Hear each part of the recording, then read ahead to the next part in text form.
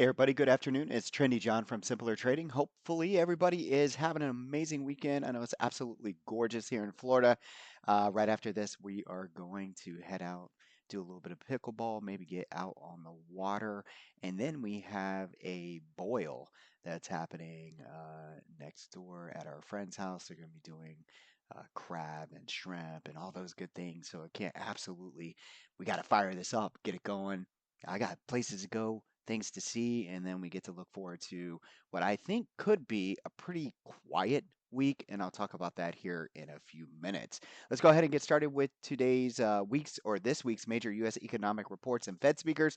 Before we move on, please go ahead and hit that like button. And here I'm going to remind you that this week's U.S. economic reports and Fed speakers, all this information is just a catalyst. That's right, to push price to supply and demand. That means we are absolutely aware of all these events. I need you to understand these are Eastern time and they can cause some volatility in the market. The first thing that we notice is on Monday, tomorrow, we have Philadelphia Fed President Patrick Harker speaking. That's coming in at 6 p.m. and then at 7:40. Again, these are both nights, so not much going on during the day, which makes me feel like we could be seeing a little bit of chop this week to start off the morning. Tuesday, import price index minus fuel, and then we have Empire State Manufacturing Survey, and then on Wednesday we have U.S. retail sales minus autos, industrial production, capacity utilization, business inventories, home builder confidence index, and Cleveland Fed president. So you guys can see there's a theme here. Looks pretty boring. Thursday, initial jobless claims, housing starts, building permits, Philadelphia Fed Manufacturing Survey, and then on Friday, San Francisco Fed President Mary Daly speaks. Look, not a whole lot going on here. So that means for me, that means, maybe the POTUS has like a scheduled time he's going to speak, or there could be more information via social media coming down with tariffs. So, of course, those events can cause a lot of volatility in the market. But in my experience, when we come into a week that looks a lot like this, and where we are lining up far as price is concerned, it really seems just kind of choppy. Now, choppy in this environment could mean 100 to 150 points of distance between the lows and the highs when we're looking at the ES futures. And again, I'll talk about that here in a minute. The next thing that I want to go over is going to be your earnings. All right, so earnings, that's right. We are going to finish up here with some banks. We have Goldman Sachs tomorrow morning. And then over on Tuesday, we have Bank of America, Citi, J&J. And then over here on after the close, we have United Airlines, Interactive Brokers. And then on Wednesday, there's some other names here. I'm not really too interested with earnings this week. We had our class about 2 weeks ago on how to trade into earnings, and we made really good money on Goldman Sachs and JPM. Because of the volatility, there was no reason for me to actually hold these positions into earnings. We actually got to play both sides of those, and both of them doing very well on the profitable side. Thursday, I am interested though in Netflix. So we're going to take all of that information that I taught you during that class and we're going to apply it to Netflix. So we are going to go ahead and make a reminder now that on Thursday morning, we'll be looking at Netflix for a possible play into earnings. So I can't wait to show you guys that and see how it also happens. So far, we're 2 for 2. Goldman Sachs and JPM. Anyways, let's move on. Our next thing that we're going to be looking at is SPY, the bigger picture. This is a quarterly chart. I have a few notes here. We're going to make this really easy. After price hit the 9 EMA, that'd be this line right here on the cloud, there has been a really nice bounce. Price has closed above the bear channel, and I'll show you that here in a second. The two major levels this week are 532 and 548. Above 563, bulls are back in charge this year. And I mean, honestly, guys, 563 is not that far away. 30 bucks in this market, 30 bucks could happen in a day. So, yeah. Now, the next thing that we're going to look at is Thinkorswim. I want to show you why I had those numbers as our major levels. So let's go ahead and go over that and let's talk about it. So the market went up. Yay, this was really fun. It held the cloud and then all of a sudden things broke down. We went underneath that cloud. We came down into some demand and we came into the trendy edge down here. We talked about that last week. Trendy edges help identify supply and demand. We came into a demand zone. We popped really hard. And you could see that pop this week pushed us all the way up to the 50, but there's also a supply zone here. Okay, there's a supply zone right there, and we've already tested it. So that's one thing I want you to keep in the back of your head. We have tested this supply zone. So if we start to push up into the supply zone, as long as we can hold above 548, then I would still continue to stay long as we could see a move towards 563. Now, 563 was a number I just gave you. I said bulls are back in charge. As far as this range is concerned, bulls are back in charge if they can close above this level. This is the golden Fibonacci level. And by the way, guys, this week, as a reminder, my SPX class is Thursday. I can't wait to teach it. I can't wait to see you there. We're going to be talking about all the hidden tips and tricks that I have to help you in your SPX training. All right. All right, two major levels, 532, 548, and I talked about chop. All right. So one, we are over the bear channel. What does that mean? That means when we drop and prices bounce, we call it a relief bounce as long as prices stay between this 23 and 38. On a positive note, the SPY closed above the 38, which means we are above the bear channel. Not so positive. When we fall between the 50 and the 618 in this area here, it gets really, really choppy. Hence the reason why I think we could see a little bit of chop since it looks like it's pretty quiet going into this week.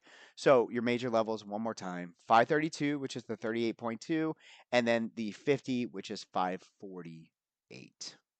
Let's go ahead and minimize this. And let's go on into the QQQ.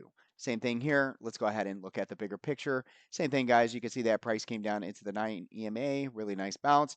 We got the bounce I was looking for. Unlike the SPY, the QQQ did not close over the bearish channel. However, the NASDAQ NQ futures did close over it. But just letting you guys know, the Qs did not close over the 38.2. They basically stalled right at it. Okay. The two major levels this week are going to be 456 and 467. Let's go ahead and go over that really quickly. And let's pull up the Qs and I'll show you why I have these two major levels for this week.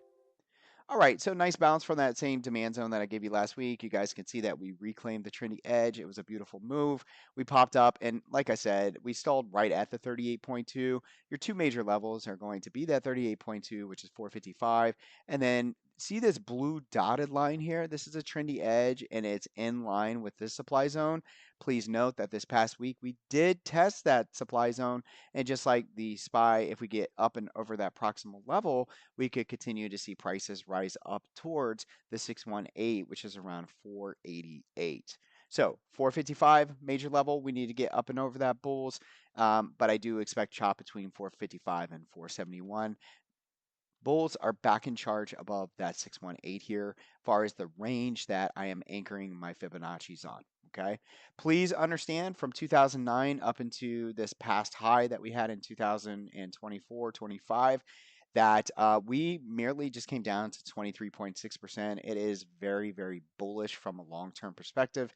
This pullback, basically, all we were doing is looking for demand. We went through some smaller time frame demand zones, but we finally found our lower yearly edge and we got that really nice bounce.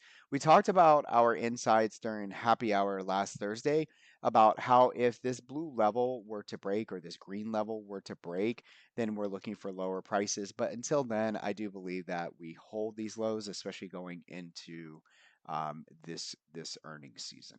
Okay, and again, I could be wrong, but again, we won't assess that until after prices close underneath these demand zones. Okay. Let's go ahead and move on. The next thing that we're going to be looking at is, you guessed it, we're going to be looking at the dollar. And we're going to pull up the trading view one more time right here.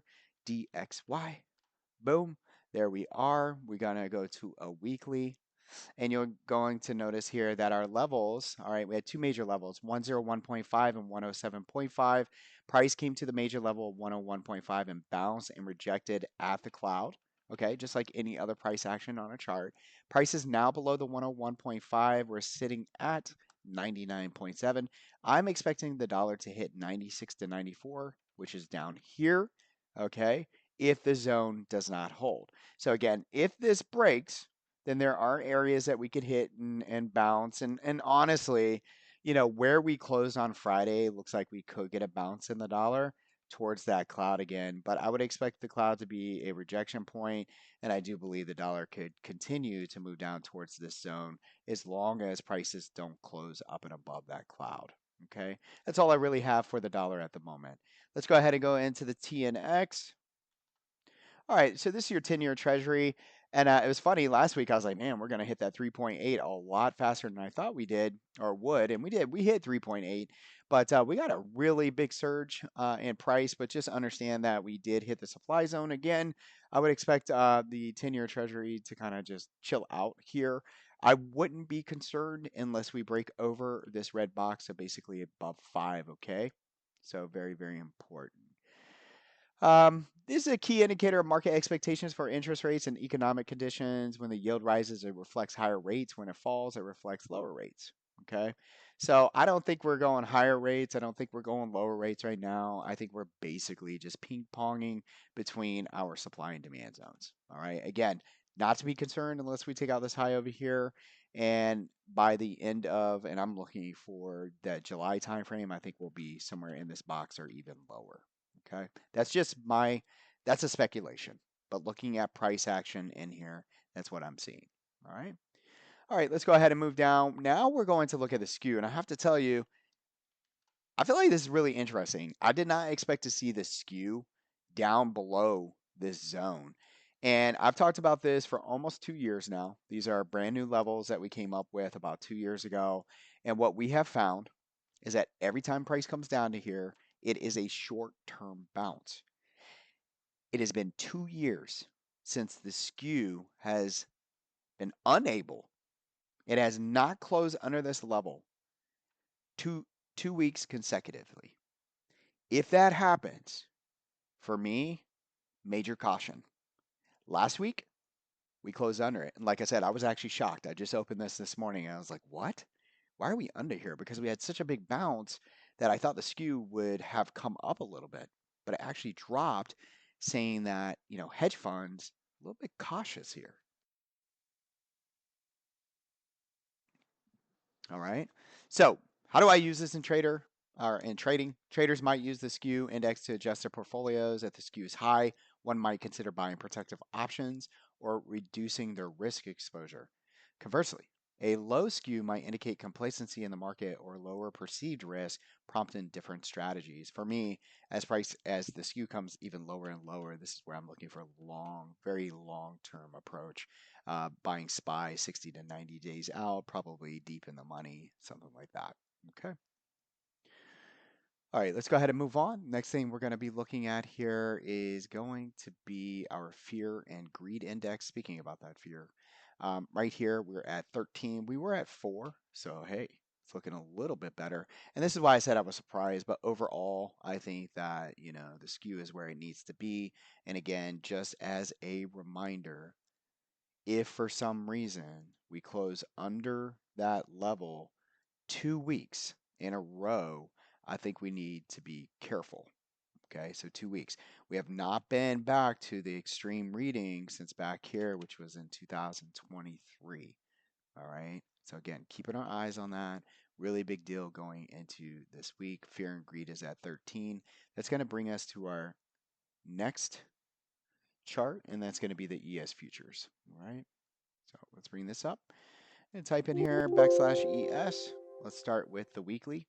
And it looks a lot like the SPY, right? So prices pull back. We have our anchors for our coefficients on our Fibonacci. We bounce very nicely. See that blue level? That's one of my favorite levels. It's an automated level. It identifies higher time frame demand zones. And boy, did we get the big bounce that we were looking for. Matter of fact, just to put this into perspective, guys. So the edge is already there. Price came into about 4,800, 48 and a half, and it bounced all the way up here towards 55. That's crazy. That's 700 points from an automated level that's already on your chart. That's about $70 in the SPY. What I loved about the SPY, the Qs, the ES futures, NASDAQ futures is that I was calling for an inside candle, and that's exactly what we got. So we have this body candle here, and as long as price falls within that body, this is an inside candle. You can find these videos on my YouTube channel to teach you what I look for in structure. All right, so this is an inside candle.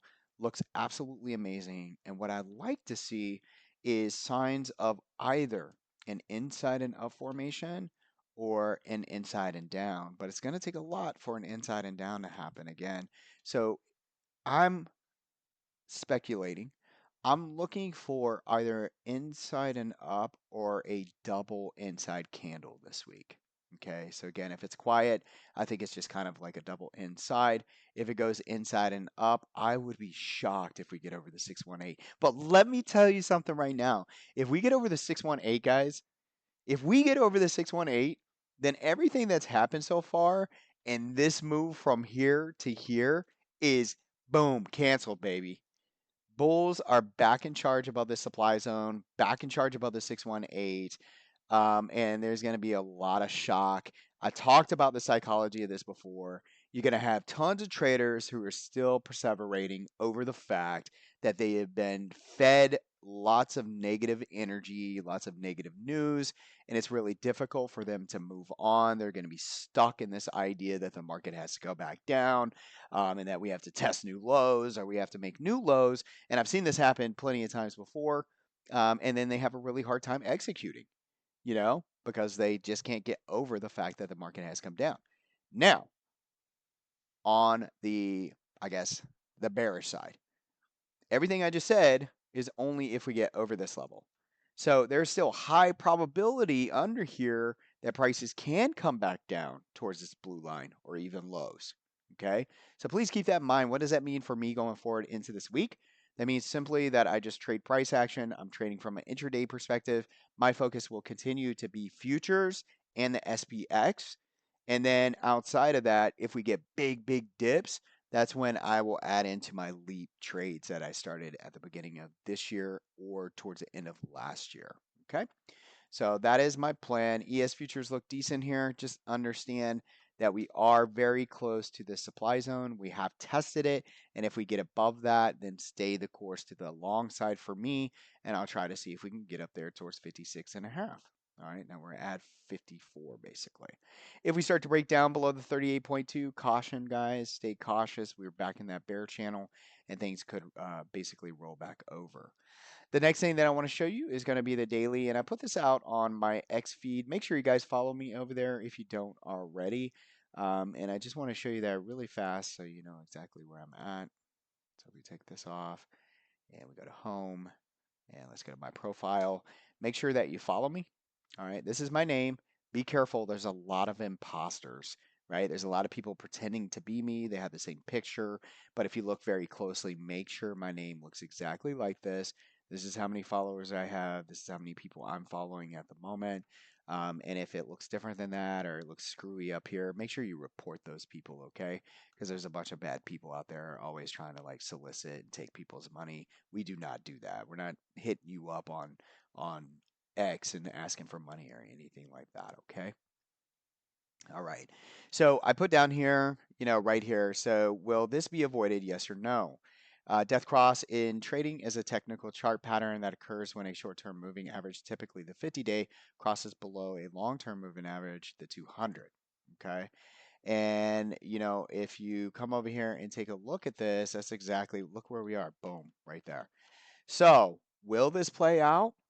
I mean, there is definitely an opportunity here. Like I said, we're not out of the woods here. We're bearish and we're still in the woods. So just be careful where this could basically identify that we could head lower. Now, I do not take this one thing into consideration and go, oh my gosh, we have a death cross and therefore I got to get like straight up on the puts. It's just something that I wanted to note and bring out to you.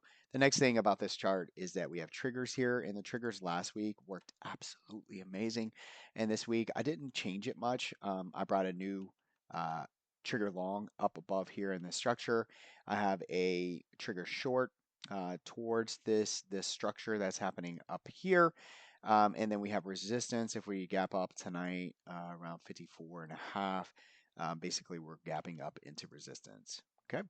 Anyways, let's move on. We'll get into the 4 hour. This is our 4 hour zones. We have a 4 hour here. Just take notes. Please write these levels down. They're also in the room under the charts, so you guys can find them there. And this is the one area where I'd be expecting, prices to move or the bigger moves in the market. So if we were to gap down big, I would expect buyers to show up here. If we gap up into here, just be careful. You could see some resistance within there. Now, one thing that I didn't show on here that I did show on the NASDAQ is we have support coming in right here. That's just a little estimate right in there. So between 53.15 down to 5200, we do have support within the ES on the smaller time frames. Okay. Next thing that I want to show you is going to be the NASDAQ. All right. And let's get over to the weekly. Same thing here. Beautiful bounce. I gave you this green zone last week. We came out of there. We reclaimed the trendy edge. We moved all the way up to the supply zone, just like the ES futures. We broke down from there, but we held a very nice level of the weekly candle. It is an inside candle. And same thing. I'd be looking for inside and up, or most likely a double inside this week. Um, Unlike the QQQ, the NASDAQ did close above the 38.2, so that is a bullish thing for right now, but we are also just right there on the line. So a little bit of chop is what I'm expecting. Just be aware of the red box, the green box. These are the biggest levels for the weekly chart. And again, if we get over the 618, oh my gosh, it would just be absolutely incredible for the bulls. And it would be very interesting. It'd be one of those times where you look back and go, man, did I buy the dip? Did I not? Anyways, move on. Here's the daily. Same thing. Levels worked really well last week. I brought one of the levels up.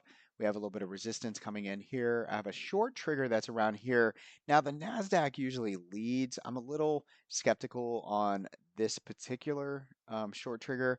I could come up towards this area here, which is around 20,500, 20,480 and some change. So I might put this one here as well. Okay. And let's see. Let's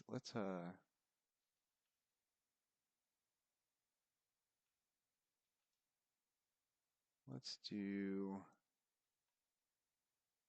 yeah, we'll keep it there for now. That's fine. We could also do a double. Let's do a double. I'm gonna bring this one up here. I'm gonna put another one up. Probably right in that area right there. Okay. So we have two short triggers. Again, guys, we don't blindly trade these triggers. We look at smaller time frames, look for a couple things that I teach you here in the room, and that's where we either take these triggers long or short. Okay. Next thing we're going to be looking at is going to be the smaller time frame. Same thing as the ES futures. We have this beautiful imbalance and structure there. If we were to pull back there, I'd be looking for buyers in that area. This is your support of the current price action. And this right here, if we were to gap up into there, just be careful. You would be gapping up into a supply zone. All right. Next thing I want to take a look at last. Well, you know what? Let's take it to the oil futures. We had a really nice trade here. I took it off on Friday. Oil been really pummeled. You could see that nice little hammer. That's what I was looking for. You could get a reversion all the way back towards about 65 to 67. Remember, what is it called? Landman or whatever. If you watch that, they like to keep price around 70. So anytime you get a big pullback like we did towards 55, is a beautiful opportunity to get long. I think we made a dollar something on our move. I went ahead and jumped out because I didn't get to add to size that I wanted. So I was a little frustrated, even though it was a great trade. I just wasn't allocated fully where I wanted to be. We can watch this tomorrow in oil futures and see if we want to get long again. Perhaps just trade the PMZ. Just remind me in the morning. Okay. Next thing is Bitcoin, bigger picture. Just want to show you really quickly. This is an AC/DC that's setting up. Everybody knows what that means if you're in the room. If this does continue to be an AC/DC, look for names around Bitcoin. Whether you like to trade, let's say some of the miners or something like that, you could do so. Just know that it is an AC/DC, and basically what that means is we could see price move all the way back up to 93,000 if it can sustain above 85,000. Now, last time I did check on Robinhood, I believe Bitcoin futures was down a little bit. Let's see where it's at right now. It's at 84,512. So it's still up where it closed on Friday. All right. Nice move, by the way. Nice move. All right. So that's what Bitcoin's looking like. Where I like it, though, is right here. From the quarterly, I just want to remind everybody the trendy edge is working greatly, or great, but the 9 EMA here is down here and it is confluent to a lot of imbalance. So just like I said with the ES and the NASDAQ, things look pretty good, but they're still bearish until we can get above the 618. So be careful. There could be a rollover. And if things do roll to make new lows, I do believe that Bitcoin could come down to my green box, which is around 64,000 to 50,000. If we were to get there and the market were to pull back into some of the bigger zones that I was showing earlier, then I think for me, it's a great opportunity for my third tier into my long-term trades. All right. That's all I really have for today. I really appreciate you guys. Go out and enjoy this an amazing day. I can't wait to see you in the morning. We do have a class coming up this Thursday, SPX class. Make sure you sign up for it. Can't wait to see you guys. Let's make some money. Let's have a good one. Bye.